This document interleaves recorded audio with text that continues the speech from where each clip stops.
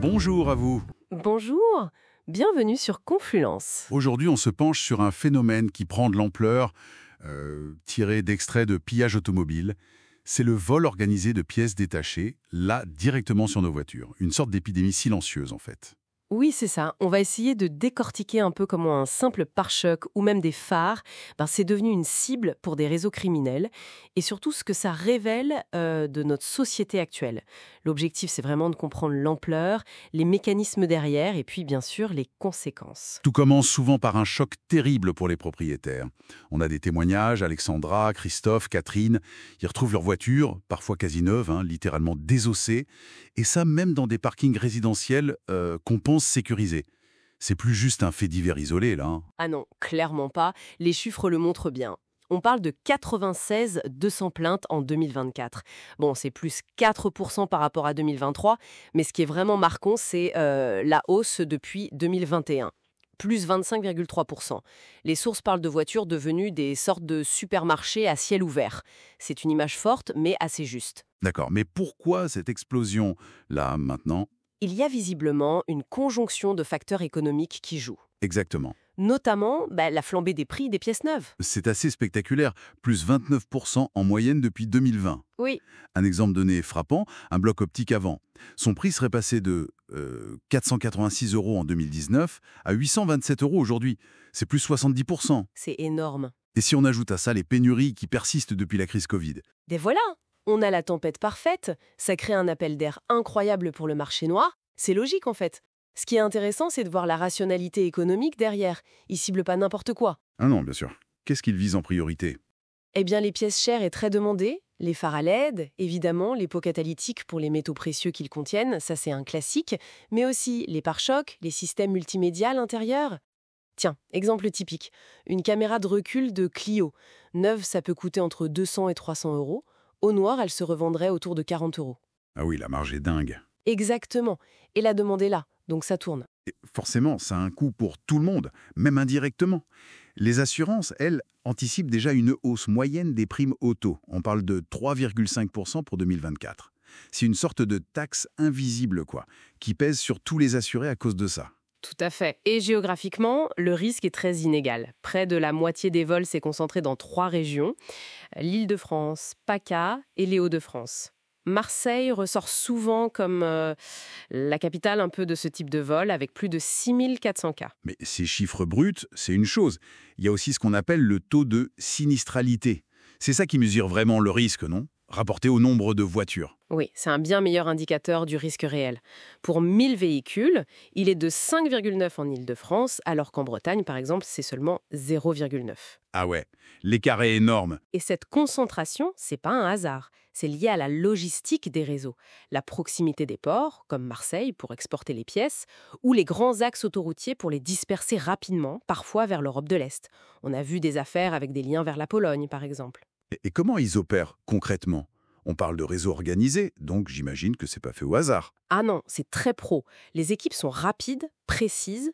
On parle de précision chirurgicale.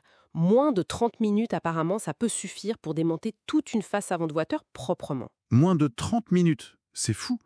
Et il y a cette histoire d'extincteur qu'on entend parfois. Ça paraît bizarre, non? C'est pas juste du vandalisme gratuit. Non, pas du tout. C'est une technique bien rodée. La poudre d'extincteur, ça a un double but très précis. Premièrement, contaminer toute la scène pour empêcher la police scientifique de relever des traces, genre ADN ou empreintes.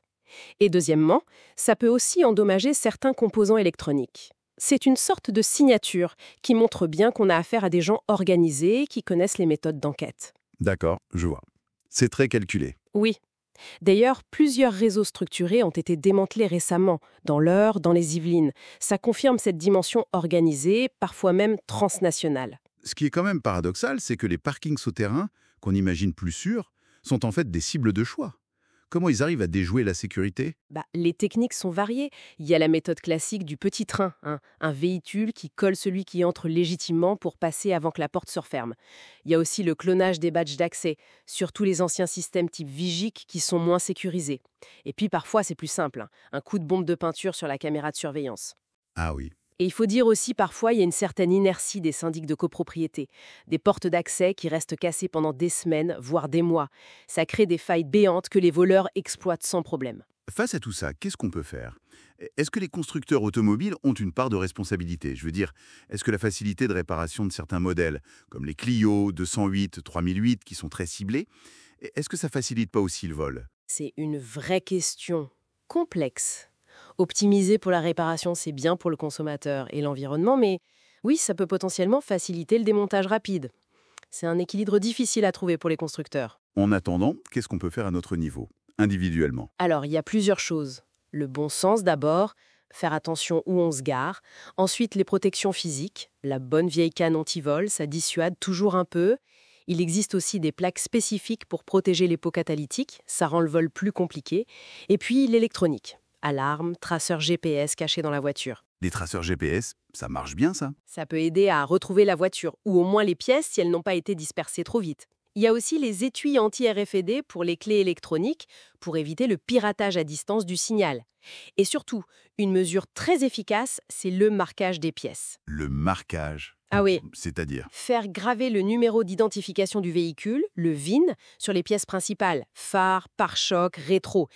Une pièce marquée est beaucoup plus difficile à revendre sur le marché noir, elle devient traçable. Ça tue en partie de la valeur pour les voleurs. D'accord. Et pour les parkings collectifs en résidence? Là, c'est plutôt des solutions collectives. Moderniser les accès, des badges plus sécurisés, avec des codes qui changent, peut-être mettre en place des sas d'entrée-sortie, améliorer la surveillance, avec des caméras bien placées et fonctionnelles. Et puis, rappeler aux syndics leur responsabilité dans l'entretien de ces équipements. C'est crucial. Et pour finir, comment ça évolue? Est-ce que ces réseaux s'adaptent déjà aux nouvelles voitures, électriques, hybrides? Oh que oui, ils s'adaptent très vite. On voit déjà une très forte hausse du vol de véhicules hybrides et électriques, plus 53% en 2023. Les cibles changent un peu. Ah bon? Qu'est-ce qu'ils visent sur ces voitures? Les batteries des hybrides, par exemple, ça peut se revendre entre 300 et 900 euros au noir apparemment. Et même les câbles de recharge, pour le cuivre qu'ils contiennent. C'est une matière première qui a de la valeur.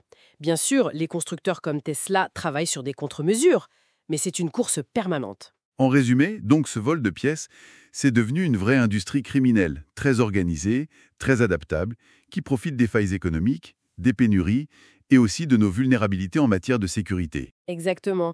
Et ça nous laisse avec une question un peu vertigineuse pour l'avenir, alors que nos voitures deviennent de plus en plus des bijoux de technologie électrique, connectés.